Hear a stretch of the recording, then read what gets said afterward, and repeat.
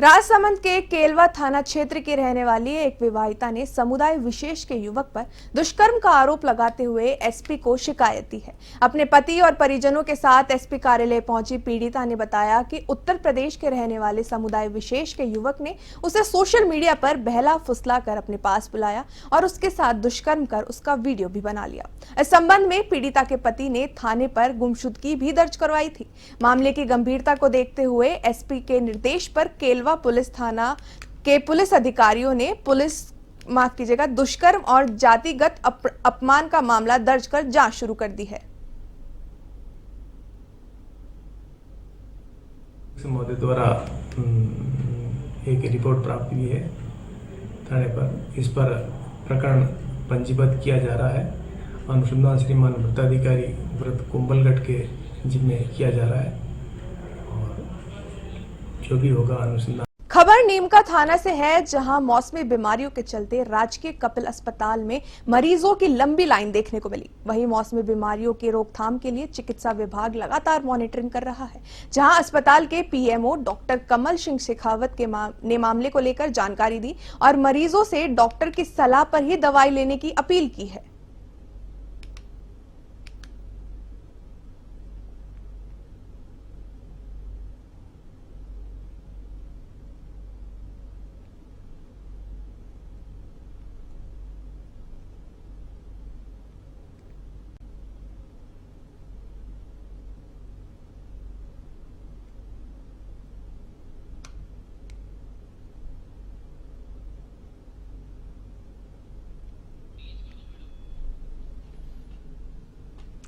ये मौसमी बीमारी के चलते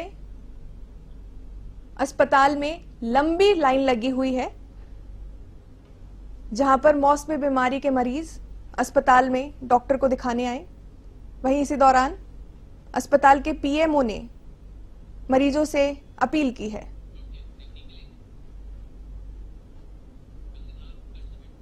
गंगधार उपखंड क्षेत्र में प्रदेश कांग्रेस कमेटी अध्यक्ष गोविंद सिंह डोटासरा का जन्मदिन गौशाला में गायों को हरी घास खिलाकर मनाया गया।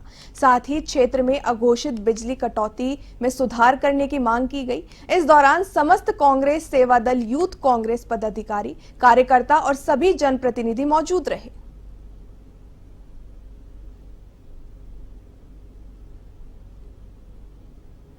छह सात दिन से रुक रुक करके बारिश चालू है। पूरे क्षेत्र में खेत में कटी हुई फसलें पड़ी हुई है, खलिहान में पड़ी हुई है, सारी फसलें नष्ट हो चुकी हैं। हमारा ज्ञापन देने का मकसद यही है कि सरकार जल्द से जल्द इस क्षेत्र में सर्वे करवा करके काश्तकारों को बहुत जल्द मुआवजा दिलाए। बानसूर में शिक्षा विभाग की ओर से समग्र शिक्षा अभियान के तहत मत्स्य स्कूल में गणित विज्ञान विषयों के अध्यापकों के परीक्षण कार्यक्रम का आयोजन किया गया।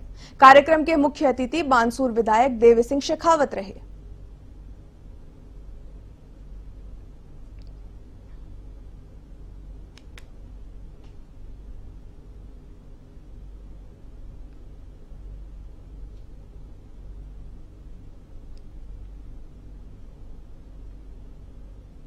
मथुरा गेट थाने क्षेत्र में स्कॉर्पियो पर आए 4 बदमाशों ने सिगरेट उधार नहीं देने पर दुकानदार को पीट दिया।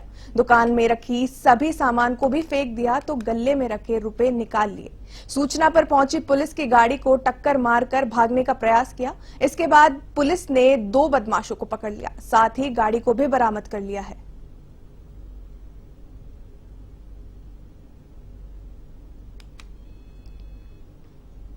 है जहां जैसलमेर का सिविल एयरपोर्ट एक बार फिर से यात्रियों से गुलजार हो गया। 6 महीने से सूने पड़े सिविल एयरपोर्ट पर 1 अक्टूबर 2024 से इंडिगो एयरलाइंस ने दिल्ली और मुंबई के लिए हवाई सेवाएं शुरू की। स्वर्ण नगरी जैसलमेर अब एक बार फिर से देश के दिल यानी दिल्ली और सपनों की नगरी मुंबई से फिर से जुड़ गया है। इससे पहले इंडिगो के जारी शेड्यूल में दिल्ली और मुंबई के अलावा जयपुर के लिए भी टाइम फ्रेम जारी किया गया था, जो कि 27 अक्टूबर से शुरू होने की संभावना है।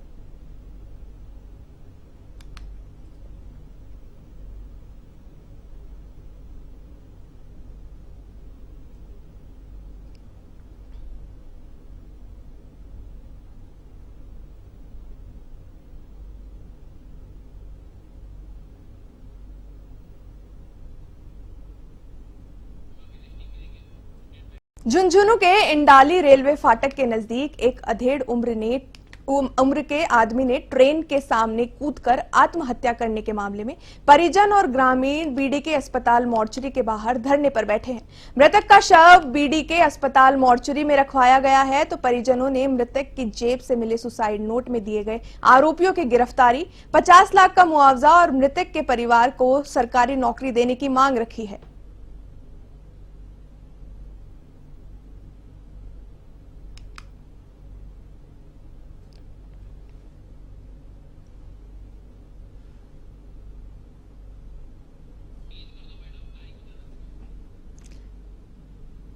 ट्रेन के सामने कूदकर आत्महत्या करने मामले पर अधेड़ व्यक्ति के परिवार वाले धरने पर बैठे हैं।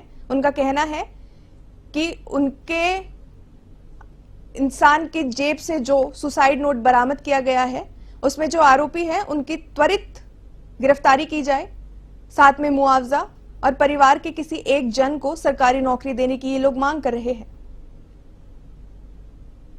जिले के बीडे के अस्पताल में शव को रखवाया गया है।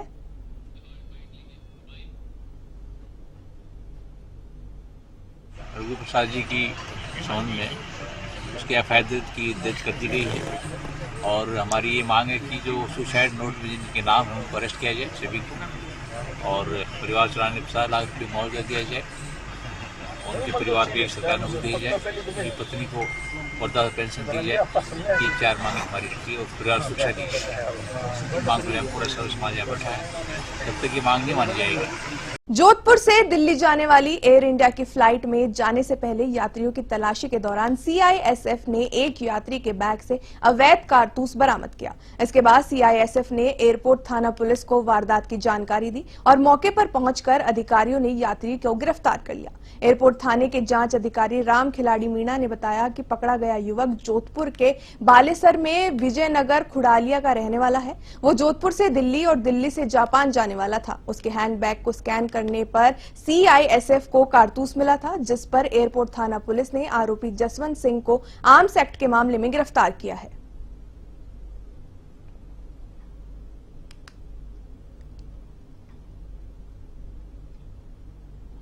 झालावाड़ जिले के भवानी मंडी थाना क्षेत्र के कोटड़ा गांव निवासी एक ही परिवार के 3 व्यक्तियों की बिहार में एक सड़क हादसे में मौत हो गई। बिहार के रोहतास जिले के चिनारी थाना क्षेत्र के जीटी रोड 4 लेन पर बस ड्राइवर को नींद आ जाने से तेज रफ्तार बस अनियंत्रित होकर सड़क किनारे खड़े ट्रक से जा टकराई। हादसे में बस में सवार 3 यात्रियों की मौत हो गई, वहीं 12 से अधिक लोग गंभीर घायल बताए जा रहे हैं। घायल यात्रियों ने बताया कि वह एक ही परिवार के लगभग 44 सदस्य थे, जो कि झालावाड़ जिले के भवानी मंडी थाना क्षेत्र के कोटड़ा से पिंडदान के लिए जा रहे थे।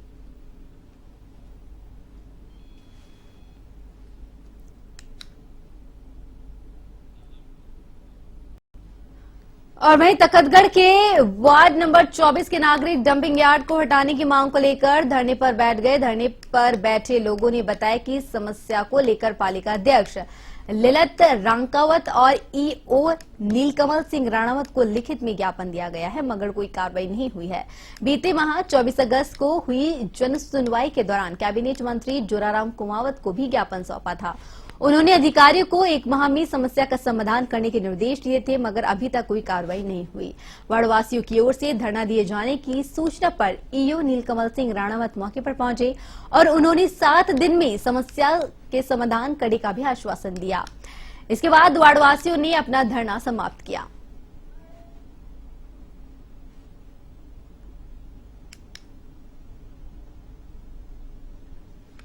आश्वासन नहीं, उसकी व्यवस्था भी की हमने। पिछले कई वर्षों से डंपिंग यार्ड की थोड़ी जो है समस्या थी, तो हमने एचएम साहब को, कलेक्टर साहब को, मंत्री जी को इसका जो है इसके लिए अवगत कराया हमने। उन्होंने आश्वासन दिया कि बहुत जल्द से जल्द जो है डंपिंग यार्ड के लिए जमीन मिल जाएगी।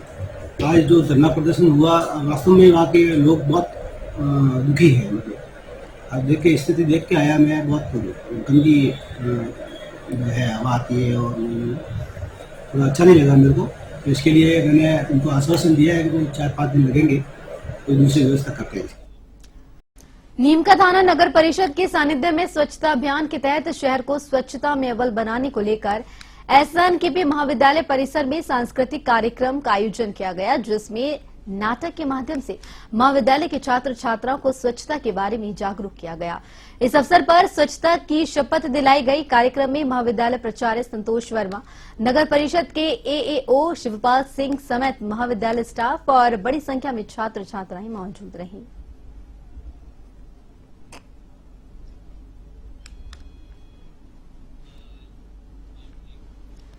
जिला कलेक्टर अल्पा चौधरी ने जिला सूचना प्रौद्योगिकी और संचार विभाग के वीडियो कॉन्फ्रेंस भवन में जिला स्तरीय टोबैको फ्री यूथ कैंपेन 2.0 का शुभारंभ किया। साथ ही उन्होंने कार्यक्रम में उपस्थित सभी प्रतिभागियों से राजस्थान तंबाकू मुक्त प्रदेश बनाने में सहयोग की अपील की। इस अवसर पर उन्होंने टोबैको को फ्री यूथ कैंपेन के पोस्टर का भी विमोचन किया। इस दौरान कार्यक्रम में ADM doctor Dinesh Rai सापेला, CEO Prakash Chand Agarwal के साथ जिला स्तरीय अधिकारी मौजूद रहे।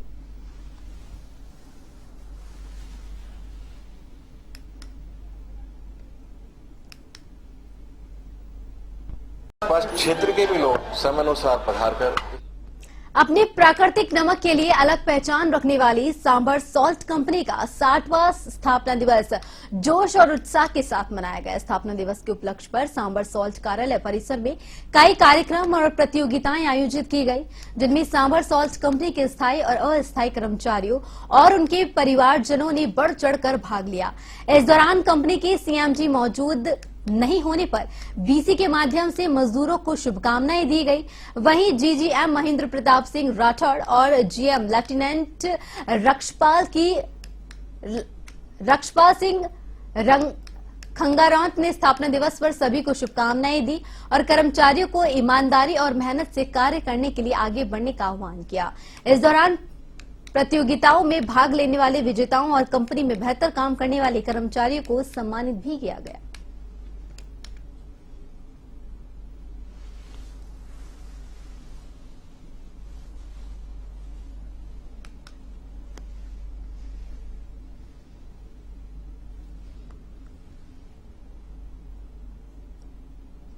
ये सांबर सॉल्ट लिमिटेड ने पिछले 2 वर्षों में अपने कुछ लक्ष्य निर्धारित किए थे और उन लक्ष्यों को पूर्ति करते हुए कंपनी ने वित्तीय वर्ष 2023-24 के लिए 3,23,000 मैट्रिक टन सॉल्ट का प्रोडक्शन किया है, जो कंपनी के इतिहास में कंपनी की स्थापना से लेकर सिरोही के पिंडवाड़ा में बालाजी बिल्ड स्काई की सहभागिता आवास योजना के अंतर्गत आवास प्राप्त करने में हो रही देरी को लेकर लाभार्थियों ने मुख्यमंत्री बजरलाल शर्मा के नाम अल्पा चौधरी को ज्ञापन सौंपा। लाभार्थियों ने बताया कि योजना के तहत 767 आवासों का निर्माण हो चुका है, लेकिन अभी तक लाभार्थियों को कब्जा नहीं दिया गया। लाभार्थियों ने कब्जा प्रक्रिया में हो रही देरी पर चिंता व्यक्त की है और शीघ्र कब्जा दिलाने की भी मांग की है। साथ ही उन्होंने प्रशासन से आवास वितरण की प्रक्रिया में पारदर्शिता को स्पष्ट समय सीमा की मांग की है और लाभार्थियों ने चेतावनी दी है कि यदि उनकी मांगों पर शीघ्र ध्यान नहीं दिया गया तो वह सामूहिक धरना प्रदर्शन और कानूनी कार्रवाई करेंगे।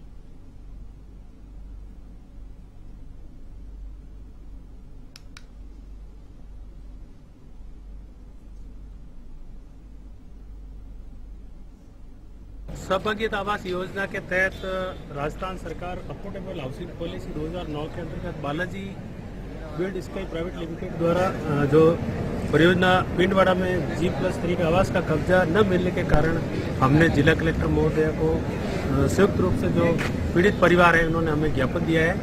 उन्होंने हमें आश्वासन दिया है कि हम जल्दी ही जो कार्रवाई करके आपको ये भवन कंप्लीट। खबर झालावाड़ से बता रहे हैं, जहां पर झालावाड़ के उन्हेल में कुएं से पानी निकालते समय किसान की मौत हो गई। वहीं सरवर निवासी शंकर लाल ने बताया कि किसान शंकर लाल खेत में फसल कटाई के दौरान प्यास लगने पर कुएं से पानी निकालते समय पैर उसका फिसल गया। उसी दौरान पानी में डूबने से उसकी मौत हो गई। अस्पताल के सीएचसी में पोस्टमार्टम करवाया गया है और शव परिजनों को सौंप दिया गया है।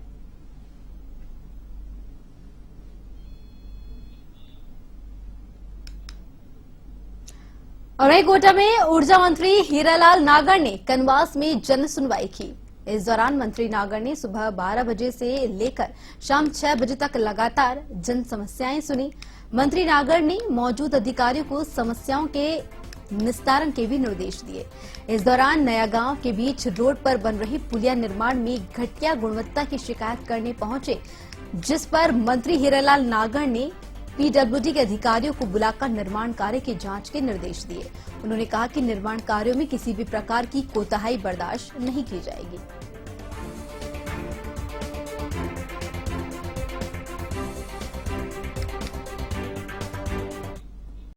झालावाड़ जिले के भवानी मंडी थाना क्षेत्र के गांव सामिया में किसान रामलाल गुर्जर को गोली मारकर घायल करने के विरोध में पीपलिया चौकी पर गुर्जर समाज के लोग सैकड़ों की संख्या में एकत्रित हुए और प्रशासन से घायल को उचित मुआवजा देने, अपराधी को कड़ी सजा दिलाने, अपराधी का अवैध अतिक्रमण हटाने की मांग की गई है, जिसके लिए चौकी प्रभारी को पुलिस अधीक्षक के नाम ज्ञापन दिया गया है और उपखंड अधिकारी को जिला कलेक्टर के नाम ज्ञापन दिया गया है, जिसमें बताया गया है कि 7 दिन में मुआवजा नहीं मिलने और कार्रवाई नहीं होने पर समाज आंदोलन कर रोड जाम करेगा।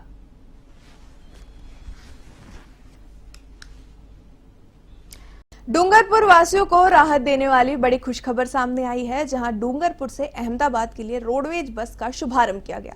लंबे समय से इस रूट पर रोडवेज बस चलाने के लिए स्थानीय लोग मांग कर रहे थे, जिसके बाद अब यात्रियों ने सरकार का आभार जताया है। वहीं बस को राजस्थान के समन्वयक के गुप्ता, अतिरिक्त संभागीय आयुक्त गौरव बजाड़, जिला कलेक्टर अंकित कुमार सिंह ने हरी झंडी दिखाकर रवाना किया।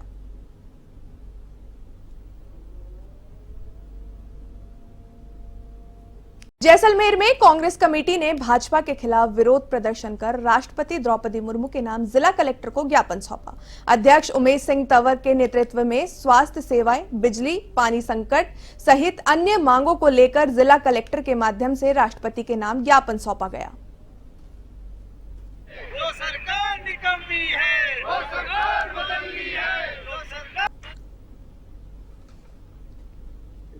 राजस्थान में भाजपा की सरकार है और इन भाजपा सरकार की 10 महीने की जो विफलताएं हैं, उन विफलताओं को लेकर आज महामहिम राष्ट्रपति के नाम ज्ञापन जिला कलेक्टर महोदय को सौंपा जा रहा है, जिसमें इस 10 माह में बिगड़ी कानून व्यवस्था, बढ़ती हुई महंगाई, बिगड़ी हुई बेरोजगारी और लगातार जो कांग्रेस की सरकार की जन कल्याणकारी योजनाएं थी उनको बंद करके और कुछ भी विकास के काम नहीं करवा पाई रही है पिछले 10 माह में ये सरकार।